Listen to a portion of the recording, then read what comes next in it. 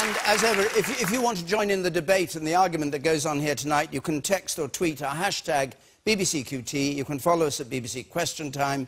Text comments to 83981. Push the red button to see what others are saying. Let's have our first question from Zaid Ahmed, please. Would you support junior doctors if they decide to go on strike? Would you support junior doctors if they decide to go on strike? Justine Greening. Well, I think what needs to happen is people need to get around the table and talk through to getting a proper solution to this junior doctors' contract change. What we're trying to do is make sure that the NHS can work 7 days a week and really provide outstanding services. At the same time, we also know that many junior doctors are completely overworked at the weekend, and in fact there are some that work over 91 hours a week. So these two things go hand in hand. 3 years ago, the government started negotiating with the BMA. Clearly, we've not reached a conclusion with them yet. Jeremy Hunt put a new revised offer on the table yesterday, and I think what we all need now is for people to perhaps set aside the discussions and the arguments that they've had up until now and just get round the table and work through these differences. Because in the end, would you oppose them if they decided to strike? Would the government say that's not right, you shouldn't, or would they say, well, we've done our best, you've got an absolute right to go on strike? I mean, I've talked to junior doctors in my constituency, and I understand their frustrations. I just think in the end, they're hugely committed to the NHS, and I think the best thing that we can all do is actually get round the table and talk and find a resolution that means they don't feel they need to do that anymore. Victoria. Now, as I understand it, it's rather difficult, though, for them to get round the table and negotiate, because haven't they been told by Jeremy Hunt that if they don't basically agree all the proposals, it'll be imposed on them? So I think they're allowed to quibble with one thing out of 23. How can they sit down and negotiate? They're being too threatened.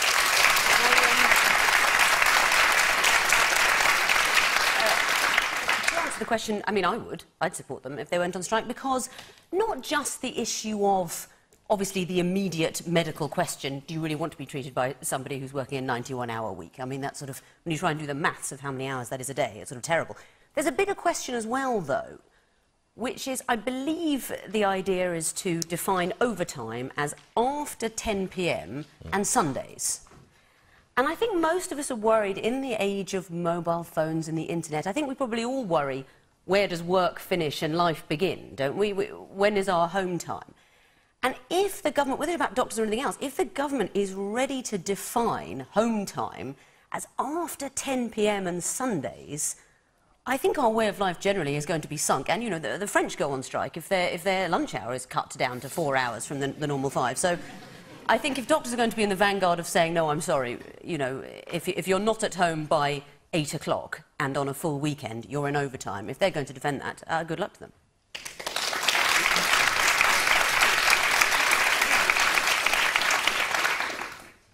I'm a junior doctor and I've been balloted for strike action today, and thank you, Victoria, for bringing up something that not many people are aware of. So the government is quite ready to say that the BMA won't come back to the table. What a lot of people do not realise is that the BMA is unable to come back to the table until we agree to 22 non-negotiable preconditions. In my view, that is not a negotiation.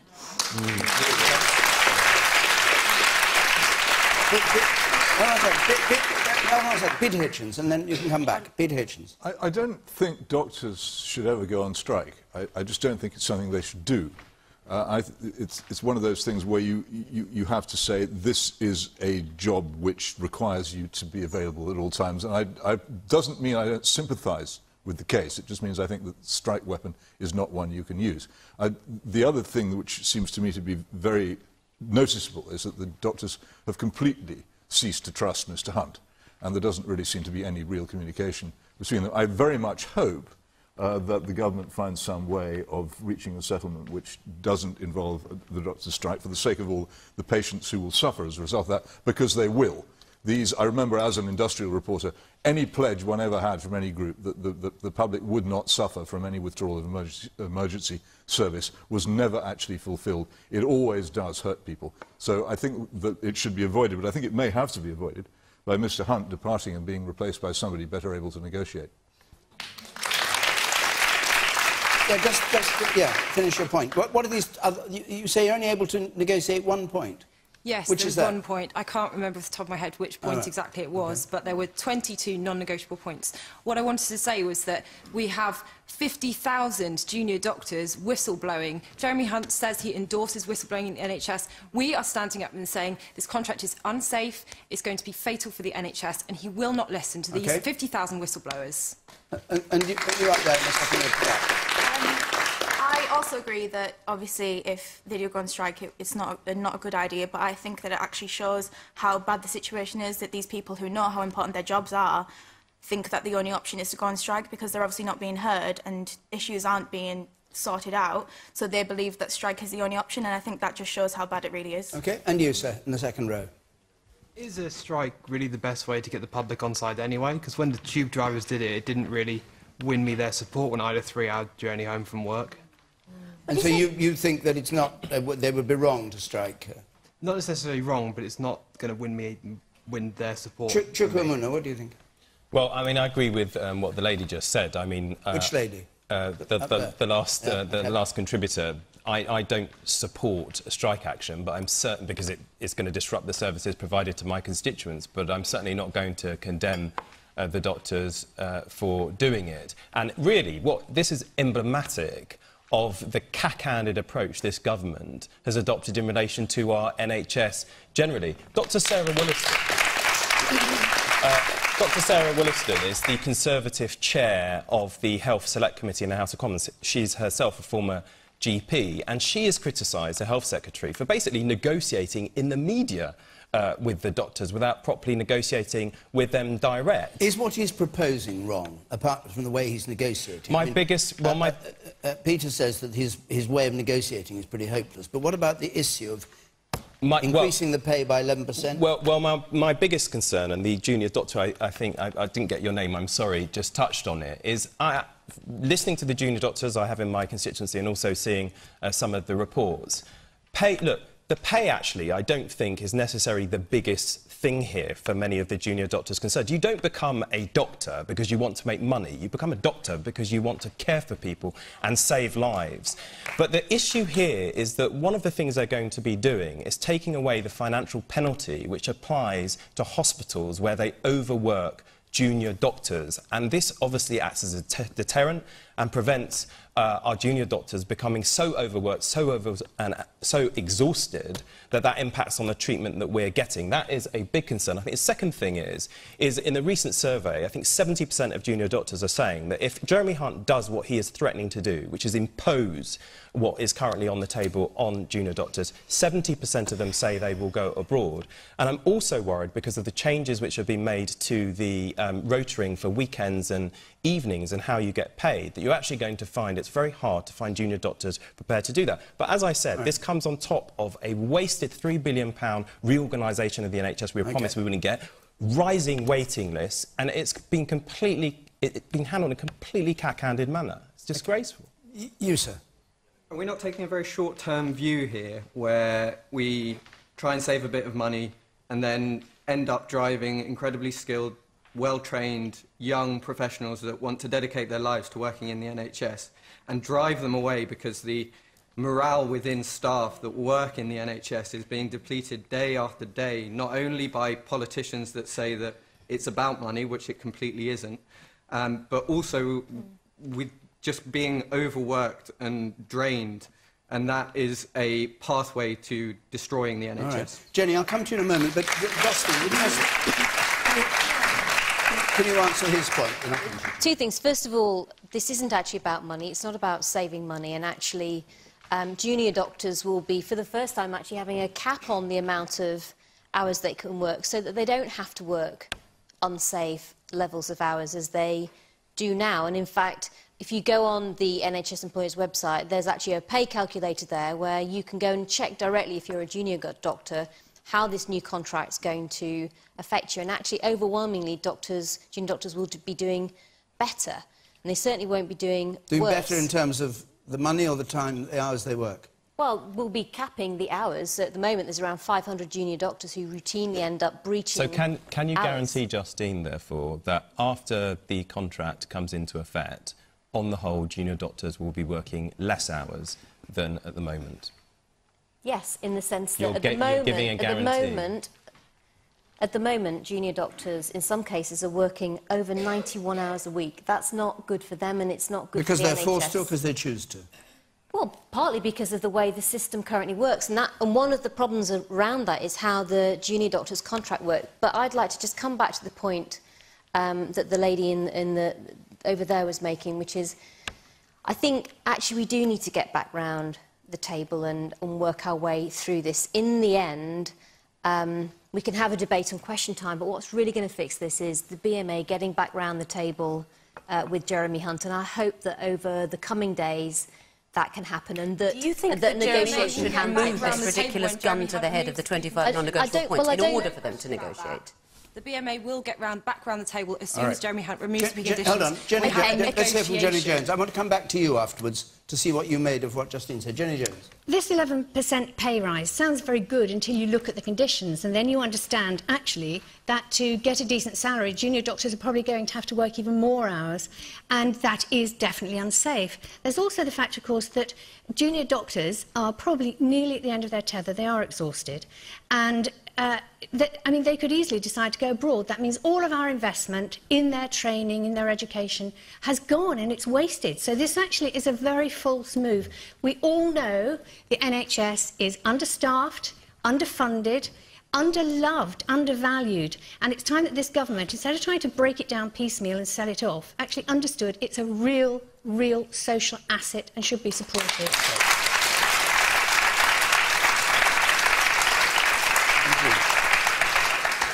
And yes, I will support the strike, would support the strike if it happens. It was a really eloquent defence of doctors and the difficult situation they're in from you, Chuka. But at the end of the day, how can you, as a supposedly Labour MP, when the doctors are in this position, when they're not being negotiated with, when they're out of options, not support their right as a body of workers to strike? Your party was built on unions. I support their right to strike, and I'm not condemning them for going on strike. But equally, I represent 100,000 people, and I want to make sure that they can benefit from the services that they need to be healthy. And ultimately, I owe my ultimate duty to the constituents that I represent. All right, I'll take one more point, then we'll go on to another question. One in the second row from the back there. I've got 2 points. First of all, I work in a hospital setting and I work with doctors, and the other day I was just really struck by one of the doctors who was already on shift, and she said, oh, just another 12 hours to go, and you could see that that was a struggle for her, and she said the way to cope is caffeine and chocolate. And yeah, like I said, I was just really struck by that. And the second point I just wanted to make or ask was, if not strike, what's the alternative? Talk. Well, this is the key thing. See, I'm afraid this is just a lot of hot air, and it is true what the chap said. Your exact words were, I wouldn't support the strike, but I wouldn't blame them for doing it. We just can't have this from politicians. I love everyone. Everyone's right. No one's wrong. Well, Victoria, yet you're so firmly on the fence. You're so junior doctors to get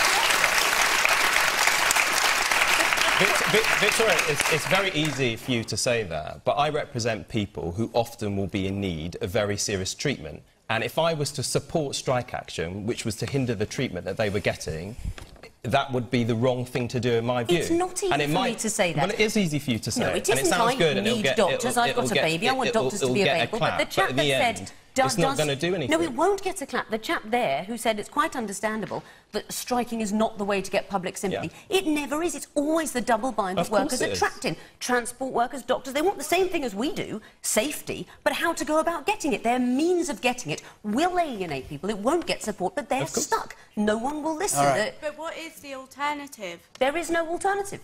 They need to strike. OK. We'll go on. I want to get through some questions. But just before we get to the next one, Stoke-on-Trent next week, Belfast the week after that, if you want to make a note of it. Stoke-on-Trent next week, Belfast the week after it. The details are there on the screen, and I'll give them at the end.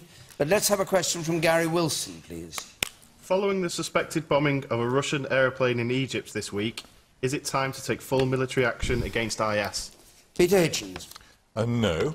First of all, it's suspected and not proven, and we shouldn't rush to do things of this kind. Secondly, the idea that taking military action against Islamic State is going to reduce the terrorist risk is an absurdity.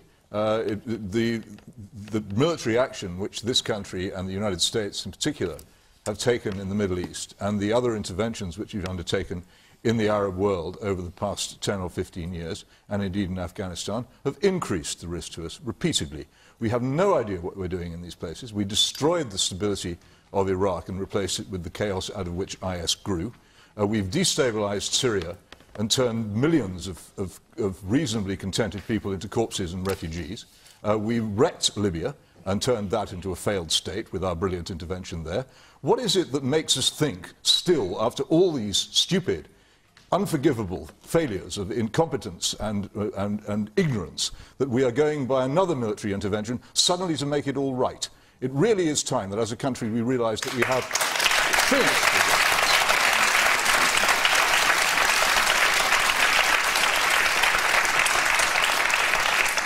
Well, Justine Greening, your Defence Secretary, Michael Fallon, said today it was morally indefensible Britain was relying on other countries to bomb Islamic State targets. The French didn't agonise over it, he said, but it's morally indefensible for us just to stand back. What's your view? Well, first of all, ISIL is a threat to the UK. We've seen that, and we need to take steps to deal with it. At the moment, we're part of the coalition action against ISIL in Iraq, but of course ISIL's also in Syria, and we're not able to be part of taking action against them. So we've got half a strategy, which is why what we want to do is build a consensus so that we can win a vote in Parliament to actually have a proper strategy that means we can also play our role in trying to tackle ISIL in Syria. And in the meantime, of course, the other thing we need to see is for the Russians to actually be part of that coalition tackling ISIL rather than doing what they're doing at the moment, which is actually bombing the Free Syrian Army, and the Syrian moderate opposition is going to be part of Syria's future, so they shouldn't be taking action against it. Can I just challenge that? This constant chorus from the government about these moderates in Syria. The moderates in Syria are exactly the same people who they urge us to be on guard against in schools and everywhere else in Britain. They're not moderates. They're utterly and completely dedicated to the extremist Islamic cause, and we propose to back them because actually British foreign policy is not made in London anymore; it's made in Saudi Arabia, and our attitude towards all these things is governed by our desire to please Saudi Arabia and no other sense. All right, Peter, Justin, just reply to that, and then I'll come to you in the second row. Thank you. I actually met the leader of the Syrian moderate opposition in Parliament yesterday. He wasn't the kind of person that you've just talked about. These are people who are standing up against a brutal Assad regime that's barrel bombing ordinary civilians in Syria. They talked to me about how there are 500,000 Syrians now who are totally cut off from any help that can be provided to them, and they need the rest of the world to provide assistance and also to help them tackle ISIL too, so that in the end of this, when we do reach a political settlement, there's a Syria there for them to build a future again in. How can you claim to be against the supposed tyranny of Assad when this week your Prime Minister has welcomed the leader of Egypt, who recently killed hundreds of his own people and runs a regime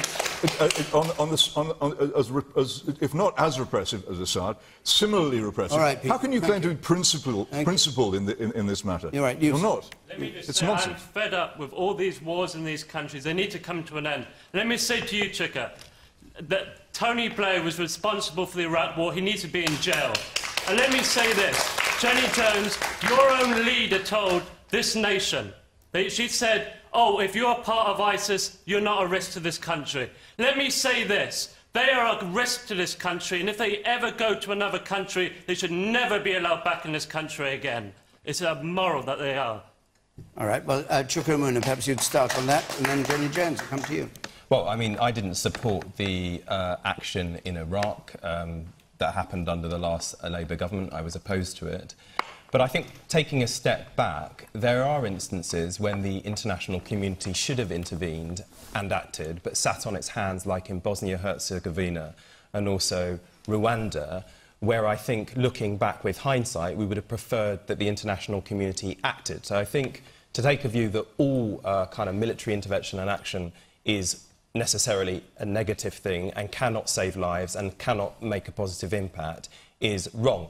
I don't have anything in principle, I don't have any principal objection to military intervention if the questioner was meaning whether or not there should be a military intervention in Syria going beyond Iraq. But I think the key question is whether it can save lives and whether it can make a positive difference. And for me, I mean, the things that I'm most concerned about, what is the legal basis for the intervention? I think on the whole you would want a UN resolution. Is there support amongst the international community for intervention, particularly the powers in that area, Turkey, Qatar, others in the region? What are the military objectives and are they achievable? What is, importantly, learning the lessons from Iraq, the plan for after? And once we have been given the information to make a judgment on that, then you can judge whether military intervention on the part of the UK would actually make a difference. Now, so far, I mean, Justine talks about what the government would like to do, what it wouldn't like to do. It hasn't actually put a proposal to the House of Commons to consider yet. And I think it's at that point that we can actually make a judgment as to what to do. But floating ideas and trying to put feelers out in the media or talking to members of Parliament, formally put forward some proposals, and then we can consider whether it's the right thing, not just in our national security interest, but whether actually it can make a positive difference. So that's the proper way to do it, in my view. Jenny Jones. Bombing anywhere is never an answer. The fact is, the US has been bombing Syria for 14 months and the situation has not improved, and if anything it's got much, much worse. I want to pick up on something Peter said. He said that we've destabilised the Middle East, and the big problem I have at the moment is that we are not taking responsibility for what we have done. I was in Calais last Friday and met some of the 6,000 refugees, many of them from Syria, but all from war zones. And these are people who don't want to be there. They don't even really want to be in Britain. What they want to be is back home safe. They want to be free from threats of beheading and crucifixion and rape. And the fact is, they are there because we have been bombing at various times. So what action, if any, would you think we or other countries should take? I think Justine was absolutely right. The next step is that all the countries involved have to sit down and find some sort of diplomatic means. They have to start talking. They've got to stop bombing. The idea that you know, the US and Russia are now bombing the same country is horrendous. There could easily be clashes. So we have to sit down. I'm not a patient person, and you know, it's difficult for me to say we have to sit down and talk, but quite honestly, bombing has not worked. Do you think you could... You start there. I'll come. Isn't it worth noting that ISIS was able to grow because of our intervention and because of our destabilising of the region? So surely, if we intervene again, it's just going to give rise to something even worse. And the woman behind you. I think what has failed the nation and people around the world is the unilateral or bilateral interventions of these countries, and not being, you know, working as a unit like they did with Nazis. They were able to conquer Nazis when they came together as a body. But everyone going into these different countries unilaterally, Britain went into Iraq, America went into Iraq, Afghanistan, individual countries would never be able to conquer these. So unless they come together as a body, they're going to create more problems. And you? Say that ISIL is a new phenomenon, not only because the Iraqi intervention, the Western intervention, but now we have ISIL in Libya, we have ISIL in Egypt, Turkey, where previously we didn't have any. And that's because the West is not supporting the transition to democracy in the Middle East. The Gulf countries and the West have, as Peter said, Sisi was here this week, and this man has killed thousands of people, and he's been received with great honours in the UK. And can you imagine that? You know, there's a risk of a bomb on a plane on the Russian jet after actually having such a security breach having happened. And he's presenting himself as the man of stability. He's the one who's going to beat ISIL in Libya and ISIL in Sinai. And I think that that's absolutely, it's not only military. You don't have to bomb people in the Middle East to stop ISIL. You've got to stop people turning to ISIL as a solution to violence.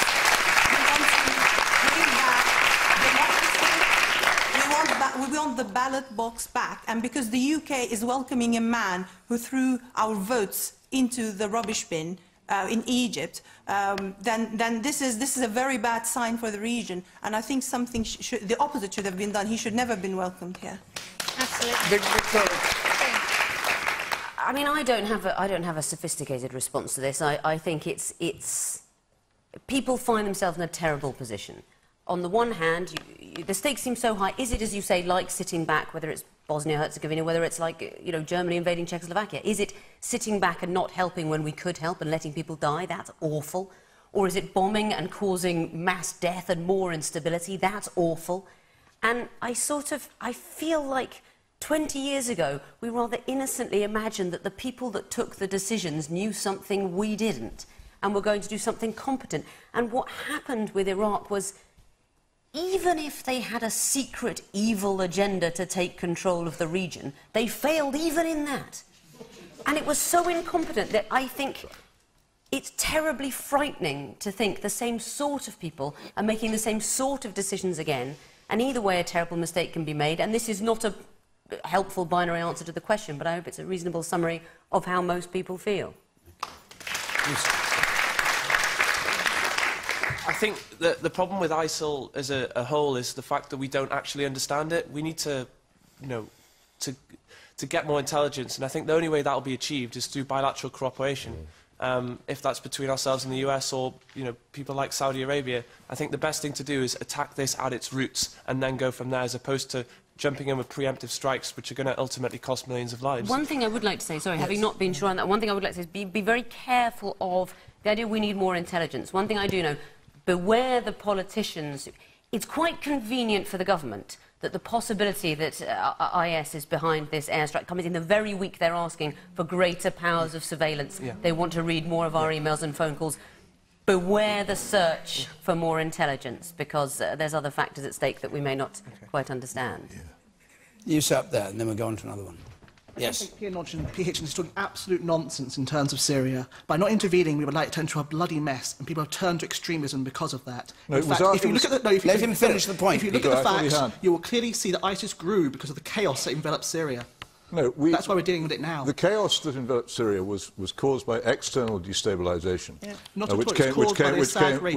which came out of the Gulf and was supported by the United States and by Britain and by France in this curious belief that the Syrian regime, horrible though it undoubtedly is, was in some way, as we claim, worse than anyone else in the Middle East. In fact, that's simply not true. Barrel bombs, I talked about. Nouri al-Maliki, our friend in Iraq, has used barrel bombs in Fallujah. There's hardly a Middle Eastern state, Bahrain, in which we've just opened a naval base, uses torture and hideous repression against its people. And we have no principled objection to that. The idea that our objection to Syria is its tyranny is simply not true. And the other thing about this is the intransigence of the Syrian opposition, backed by us and the United States and by the Gulf, refusing to go to any negotiations in which Assad did not go, has prevented any kind of attempts at a diplomatic solution now for years. And all the people who've been driven from their homes and killed and maimed during that time can turn to those who said, we will not negotiate unless Assad goes, and say, why couldn't you make a compromise? Were our lives and our homes so unimportant to you by comparison to that you were prepared to demand that right, Peter, forever and ever? That's what's been going on. That's the reason for it. Jenny Jones, briefly. Intransigence. Jenny Jones, very briefly. I want to go on to another. I've worked and visited Syria many times, and the fact is that it was an incredibly stable country. Considering it was a vile dictatorship and so on, it was actually a very safe, stable country. People were repressed, but actually they got on with their lives. There was a lot of employment. Food was cheap. It was a good place to live. And believe me, our bombing has made it one of the worst places on earth to live. OK. Sean Wigan, please, your question. Sean Wigan. How do we house the high number of immigrants arriving, considering the shortage of council houses available for existing UK residents? How do we house? We had a lot of questions about housing here in Tottenham tonight. How do we house the high number of immigrants arriving, considering the shortage of council houses available to UK residents? Chuka Umunna. Well, I think two things. First of all, it's not just homes for rent. It's obviously homes that people want to buy, but ultimately, we've got to build more homes if we're to deal both with the situation of an inflated housing market, but also high rents. One of the problems we've got in the area that I represent, particularly in an urban centre like London, I represent one of the constituencies in Lambeth, is that we simply do not have enough space to build more homes. And one of the challenges that our council is facing, it wants to increase the number of homes, is the only place it can actually build them is on existing council estates. But ultimately, we've got to invest in that. We've also got to sort out the planning rules. But in the rented sector, as we see the private rented market increase as a share of the tenure that we have here in London, we've got a Wild West situation where, frankly, people are being ripped off by many landlords, are facing exorbitant rent increases, and there isn't proper regulation in the market, which is why one of the things we were proposing to do in the lead into the general election was to cap the amount of rent increase that people were facing, but also stop these agents charging these extortionate fees every time you're moving home. So far, we've seen no action from the government to do anything about this, when actually I see, many constituents who, for them, never mind they're not being paid enough in their work, but housing costs are taking up most of their income. But, Sean, is your question about immigration as well as about housing? No, it's more in regards to housing, more than immigration. Probably more in line, because I work for the criminal justice system in a probation hostel, and over a number of years, it's quite difficult for residents moving on to obtain housing. I'm just wondering if it's so difficult for the existing UK residents to get council properties, how are we then housing the immigrants coming over? OK, you're in the front row. Yeah, the point, I actually used to live in rented accommodation in London for a few years, and I've actually just moved to the East Village in Stratford, which is the old Olympic accommodation. Now that's owned by a housing association. It's got cap rent on inflation, and the difference I saw there, which will be negligible 1.5% increases against a 10% increase in my last place in Clapham with any improvements made at all. That's got to be the solution. It's the only solution. OK, and you? I work as a nurse in Islington, and the amount of patients that we have to see that need housing sorted out through the council and the amount of time that takes up. So I spend probably 30% of my week in the council trying to sort out housing. But then it, affects their mental health problems as well. And it's just the whole system needs to be sorted out. It does, and one of the problems is we should be building around 50,000 new homes, at least 50,000 new homes a year here in London, and yet under the current mayor we've seen build of around 20,000 new homes. And unless you build more, you invest more and also address some of the planning constraints, we are not going to be able to get a grip on this. Right, Victoria. It's a knock-on effect, because then what happens is, we know how strained the NHS is, and Yeah. as a nurse, I'm having to spend my week in the council because there's problems with the council. So less patients get seen by me, there's less treatment being done because I'm spending 30% of my week in the council. So it's a knock-on effect. OK, you, sir, up there, on the right. I've got to be honest with you, you get to spare us your crocodile tears, because it was you, alongside the Tories, that sold off those council houses, that drove those people back into the hands of those unethical landlords that you seem to be crying for. If it wasn't for you carrying out Tory policies that drove those people into the hands of those landlords, we wouldn't have this crisis. I'm sorry, now. that's garbage. So I think for me it's really important that young people growing up in London do feel like they've got the chance to get on the property ladder, and that means doing three... It means doing three things. One is getting on with building more homes, and actually over the last few years we have seen more council homes built, we've seen more affordable homes built. No, I'm sorry. The idea of young people... If I can just finish. Okay. So part of this is building more homes, including starter homes, which will be at 80% of the market value. Alongside that, then, it's helping young people be able to get the deposit that they need to be able to buy those homes as well, which is where Help to Buy is making a big difference in reducing the amount of deposits that people need. And the last thing, though, is around many of the housing estates that are all in our local communities, which I think over the coming years have a real chance to be regenerated, providing better and new housing stock for existing residents, but also giving us the chance to create more homes and more housing for new people growing up in communities today. But there are no easy...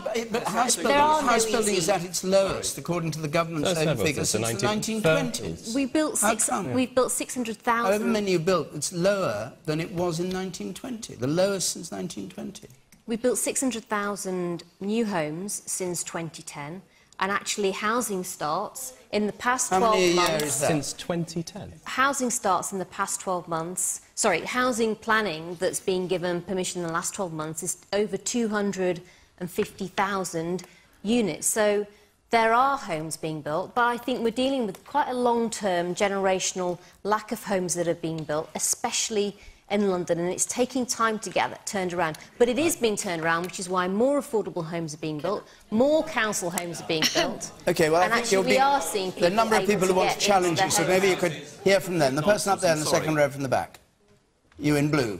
Hi, I live in Lambeth, actually opposite your surgery, Chuka. I'm having to move out of London. I earn a decent wage, I'm a Londoner, but I can't afford the rent. And you say there's no room to build more houses, but if you get the bus around Lambeth, Wandsworth, there's plenty of room to build luxury apartments, luxury flats. I can't afford them. I don't even can afford them. Yes. Yeah, you're quoting figures, 50,000 targets, 20,000 houses being built, but like it was just said, what percentage of those houses are affordable? All these figures, 20,000, are they all affordable housing, or percentage of that is luxury housing? And the man next to you. Right. Chuka can talk about number of houses being built, but when Labour were in power, they only built 13,000 houses. There were more houses built in the last year when Margaret Thatcher was in power, council houses. That's right. That's right. I'm sorry, that is just that is not a figure I recognise. Before the crash, we were building around before the crash, we were building around 240,000 new homes a year across the UK. Now, in terms of the council houses, to pick up on my former constituent, I'm sorry to be losing you. Yeah. We're sorry to have lost you. But of course, the problem is, going to your point about the space issue, it's space that Lambeth actually owns. If they were to go, they just simply don't have the money, given the cuts they've sustained, 50% of their budget going to buy up all the private land that you're talking about. So that leaves them with their land to build on, and they don't have enough of it. Do you agree we should cap rents, though, like they do in Berlin? I'm very sympathetic to rent... exercising that control, which is why, you know, having a cap on the increase that people are subject to by their landlords every year was something that I was elected on. That was a manifesto that I was elected on. Are you in favour of controlled rents? I'm very sympathetic to it. Sympathetic doesn't mean anything to me. Yes. You are in favour? Yes, I am. You are in favour? You'd vote for it? I would vote for capping rent. Corbyn would be with you on that one? I think so. Yeah. Victoria? First of all, it needs to be said that the idea that any young person, really, unless they're the child of a Russian oligarch, could live in London anymore is preposterous.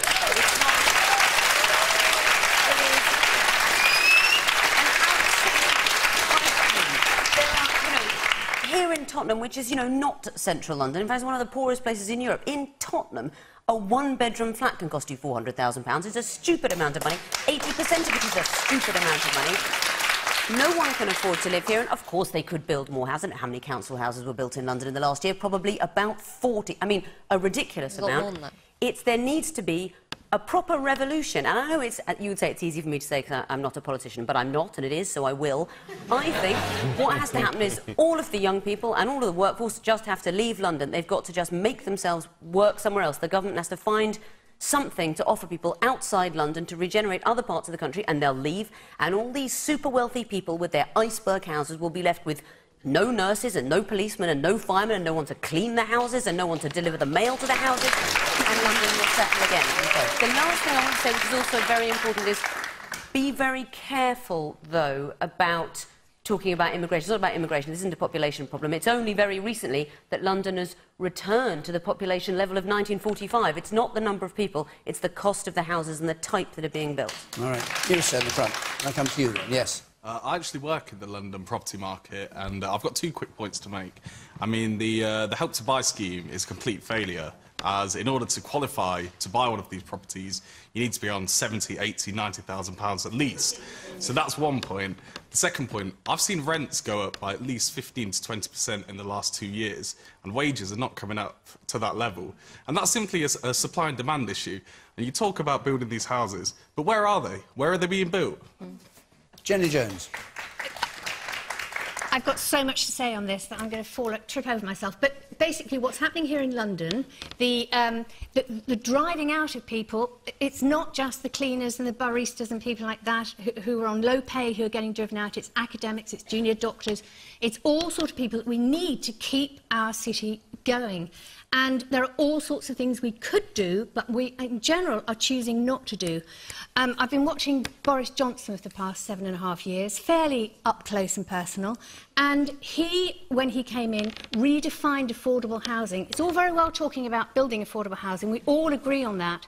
But actually, affordable has to be affordable for everybody. It's not affordable if you earn £80,000 and you can't buy it if you earn any less. That's not affordable. He redefined affordable. We should think about rent caps. Of course we should. We've tried things like landlord registers because, of course, a lot of people, you know, if you're in rented accommodation, you complain about your boiler, you get kicked out because it's such a bad market for people who are trying to rent. We should also be bringing empty properties back into use. There's something called the land value tax, which is too complicated to go into, but that basically penalises you for leaving a building empty for any length of time. There's also,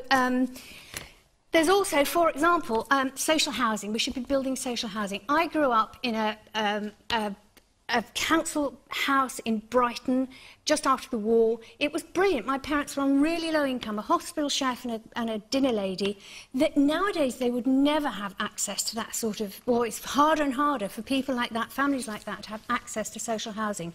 So many councils are building, well, they're starting to build social housing, but what they're doing, of course, is they're selling off some of the flats to offshore investors and people who see it as an investment. Housing is for people who live in the city. It is not something to make huge amounts of money out of. Thank you. Okay. Thank you. Peter Hitchens. Yeah, first of all, it's quite plain that our housing policy in this country has been a catastrophe for many years, and one of the things which has made it so was the sale of council houses, which everybody still says was wonderful, which I think we must recognise was a disaster. Destroyed a huge amount of rented housing stock, incredibly valuable to people who had to work and needed to move to work, and replaced it with the absolute catastrophe of housing benefit, which currently costs more than the Royal Air Force to maintain and is an immensely expensive way of trying to house people. We've also repeatedly had governments which have sought to cover up their failure to create a productive economy by pumping up housing bubbles to try and sustain the economic figures and make themselves look good, during which time we have accumulated a national debt of £1.5 trillion. £1.5 trillion, completely unpayable. And this constant use of housing bubbles and of pumping money into housing to try and save themselves from serious economic decisions has been one of the causes of the problem. Are you saying there's a motive not to build houses? Well, there's a motive. Well, the housing policy is not directed by any desire to build houses. The housing policy is directed to cover up for the fact that they've failed to manage the economy of the country over several decades. But the final point, and Victoria, although a lot of what you said about housing in London was extremely sensible, and for Justine Green to sit there and imagine that young people can buy property in London, this is the best government that hedge funds could buy. And they obviously spend time with nobody else but hedge fund managers if they think that any young people can afford houses. But the problem that we also face is that how can a country which has such a major problem in housing, how can it conceivably have a policy of undiscriminating, non-selective mass immigration at the same time? Is this not guaranteed to cause greater problems than you already have? To say that the number of people make no difference is, Victoria, absurd. No, I didn't say the number of people makes no difference. You said it would be wrong to imagine that the population of London is too big because of immigrants when it's only the same as it was in the 40s. I don't live in London, and I recognise the existence of other parts of the country, but there is absolutely no doubt, and the recent projections show that our population is rising towards 70 million at an astonishing rate. There is absolutely no doubt that there are a lot more people in this country than there used to be, and a great deal of them are the result of uncontrolled mass immigration, which we will not control, and which, until we leave the European Union, we can't control. But would you agree, then, let me just ask you this question, one important question. If you think one should be controlling the population where it's getting too big, and the main reason if the population is too big is because it's ageing, so people are living longer, how do we control that? Should we get rid of the old folk as well? Well, if you have, as I say, a set of existing circumstances, of which that may be one, it doesn't seem to me, which have caused a major housing crisis and problems for almost anybody seeking to buy a house, it doesn't seem to me to be sensible to bring in a very large number of people who haven't got houses to live in at the same time. Isn't that elementary? We don't have a housing crisis because of immigrants. We have a housing crisis because we haven't built enough homes. All right, we've got 10 minutes more, and I want to get a couple more questions, or at least one more if I can.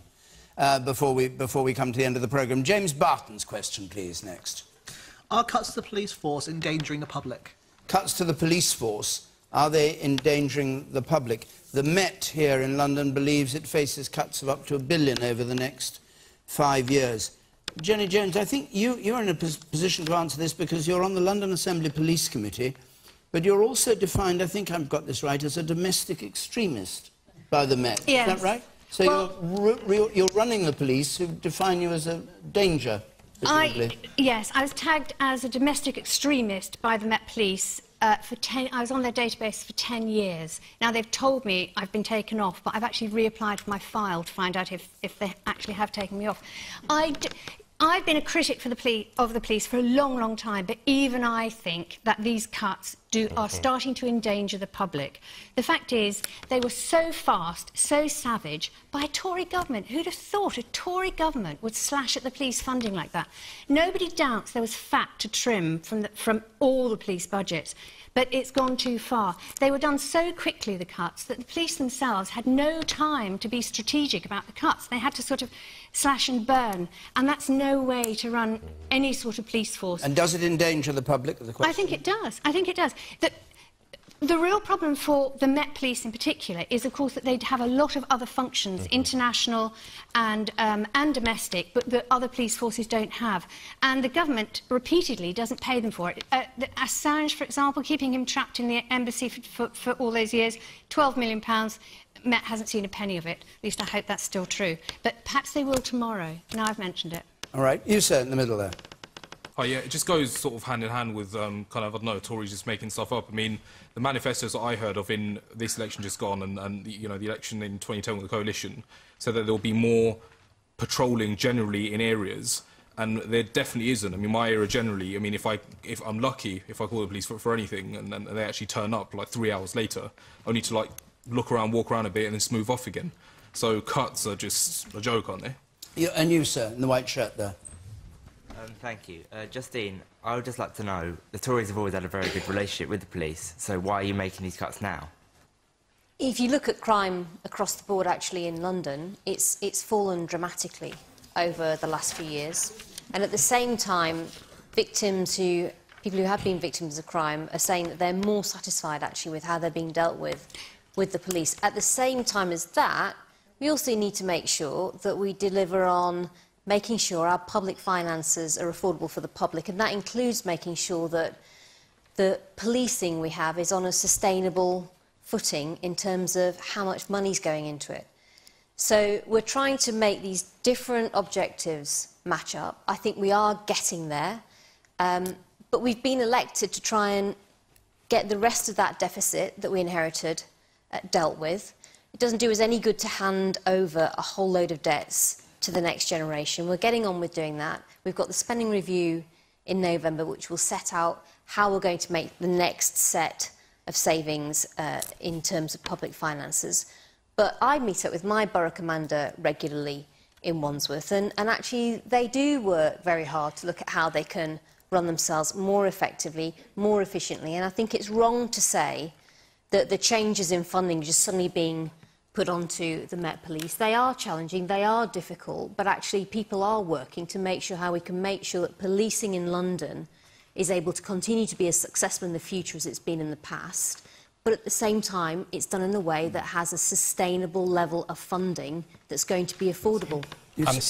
Hang on, you say that it's that crime is falling, but the figures for London on knife crime show a big rise. Knife crime is up. 18% it's up. Increase. If you look at crime, violent crime, including on transport, for example, you've seen year-on-year reductions. So Justine, the reality is crime overall has fallen. We want to see those trends continue. But at the same time, we've got to make sure that our police is funded in a sustainable way. Knife crime is up 14%. Serious youth violence is up 8%. Youth gang offences are up 23%. Is this because of cuts to the police? Well, I asked this question. I sit on the Home Affairs Select Committee. We took evidence from a number of chief constables, and I asked them the specific question that the questioner just asked. Will you be able to keep the public safe in the way that you have up to now after these cuts? And they doubted their ability to do that, particularly the Chief Constable of Lancashire. And there are two specific issues that I have. We in London are facing losing more than 5,000 officers. At the moment, there are proposals to lose all of our police community support officers. We have a particular problem in my borough, next to Justine's, of serious youth violence. Neighbourhood policing is absolutely fundamental to preventing this gang culture capturing our young people. Are you talking about the money that's provided, or about the way the police use the money? With two different. Both, because I asked the Met Commissioner, the Deputy Met Commissioner who we had in front of us, I said, how important is neighbourhood policing, and will you be able to carry on the prevention work around gangs with the level of cuts sustained? Will that not be more difficult? And he said that's going to be very challenging. The other big issue that we're looking at in my borough is we've had quite a lot of... we've got historic child abuse investigations. Of course, it's not historic for the people who are the victims and survivors of that, but the money that is going into that is being taken out of the general pot. There isn't even a specific sum of money for this very serious issue that has particularly come to the fore over the last 2 to 3 years. And actually, if you look at the Met, of the 30,000 referrals that are expected from Justice Goddard's inquiry into historic child abuse, half of those are going to be in London, and they're not provided with any extra resources to do investigations. Just briefly, I'll come to you, sir, in the front. Just briefly, you wouldn't make any cuts in the pricing of... Well, we believe you could make up to 10% cuts. Oh, you would make cuts. But all right, fine. I just want to make But they're cutting. The original Met budget is going to be a third less than what it was after these cuts. We do not believe that the police can sustain that. A contributing factor to our problems with the police is mismanagement of what we can afford. It is too top-heavy. You've got chief constables, deputy chief constable, assistant chief constable, deputy assistant chief constable. I'm not making this up. It's a fact.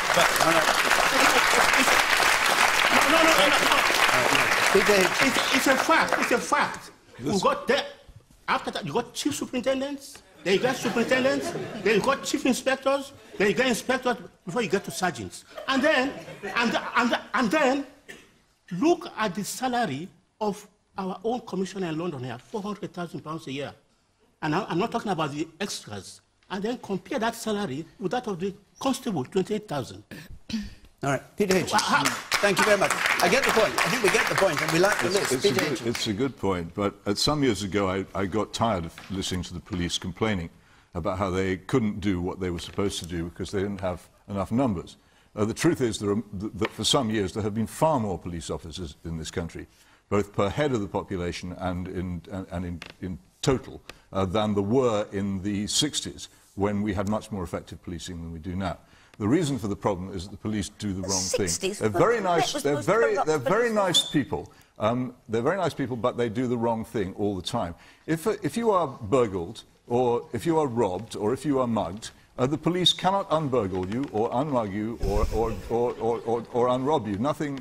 Are the cuts endangering the public, Peter? Is the question? I know what the question is, but if you just have cliché politics, let politicians run on, but let anybody who has anything original to say shut up. No, Peter, I won't absolutely. Shut up. I will not shut up about it because it is so important. The police are supposed, and they were invented in this country by Robert Peel, to do one thing: to patrol on foot the streets to prevent crime and disorder.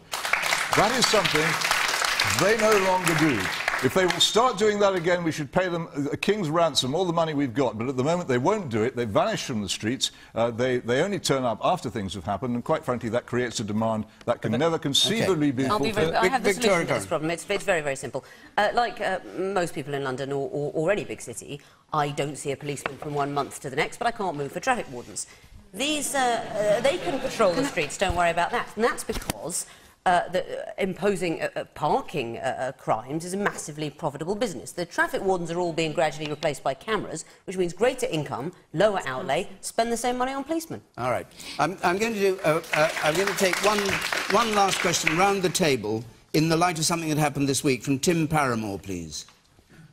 Is the government turning our schools into joyless exam factories? Just very briefly, joyless exam factories. This is the news that 7-year-olds, according to the Secretary of State for Education, are now going to be tested to see how they're doing. Justine Greening, but briefly, please. Parche, Peter. No, we're not, but what we do want to do is make sure that we have a good sense of where children have got to as they pass through schools, so that they're not all dealt with the same, and actually across the board we can start to get a better sense of how well children, individual children, are progressing through school, and how well schools are doing at bringing them on and helping them to steadily be in a position to reach their own potential. Joyless exam factories. Jenny Jones, do you agree? Absolutely, yes. I mean, childhood should be a time when you learn to enjoy learning. It should be full of joy and excitement and pleasure and actually finding out about the world around you. So the idea of constantly testing and assessing and putting stress on 7-year-olds, why would we do that to our children? All right, Peter Hitchens.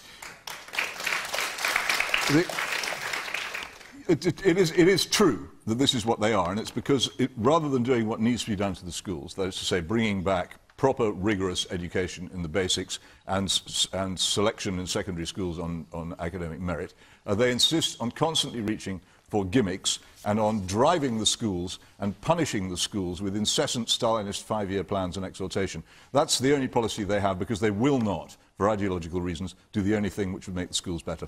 Victoria Coren, thank you, Peter. Yes, absolutely, joyless exam... Not just that, joyless exam factories all day, and then hours of homework at night. They can't even come home and play. It's absolutely awful. And it's pertinent to me because I've decided, as a result of this, that our daughter will not go to school at all because it's too miserable. She'll be homeschooled. My husband, unfortunately, thinks that means she'll turn out weird. So the debate continues. Learn to play poker at an early age. I think that's the only way. The woman in the very front here, and then come to you, Chuka. Yes, just briefly. I just wanted to ask where you saw the education system in 5 years' time. I think that might take quite a long time to answer, so maybe, if you'll excuse me, we won't do that, but Chuka, very briefly. Joyless exam factories, or are you in favour of testing at 7? No, I think there is a problem with turning them to joyless exam factories, and the problems with our schools are not because our kids aren't doing enough exams and tests. We need more teachers. We've got loads of kids in overcrowded classrooms at the moment, and that should actually be the focus, I think, as opposed to continually... There's a massive teaching recruitment crisis, exactly as that lady says. We've got record numbers of teachers are leaving the profession, and I think that's what the government should be focused on, not incessantly testing our young people. Well, I wish this debate could go on, but it can't, because we only get our hour, though on radio it does go on a bit longer, I'll tell you in a moment, but our time's up on Question Time. We're going to be in Stoke-on-Trent. Next week we've got Sajid Javid for the Tories, Lucy Powell for Labour, the writer and activist Paris Lees among those on the panel. The week after that, we're going to be in Belfast. So if you want to come to Stoke or Belfast, go to the website, call the number that's on the screen, 0330 123 99 88. If you're listening on 5 Live, as you know, this debate continues on Question Time, Extra Time. But here, my thanks to all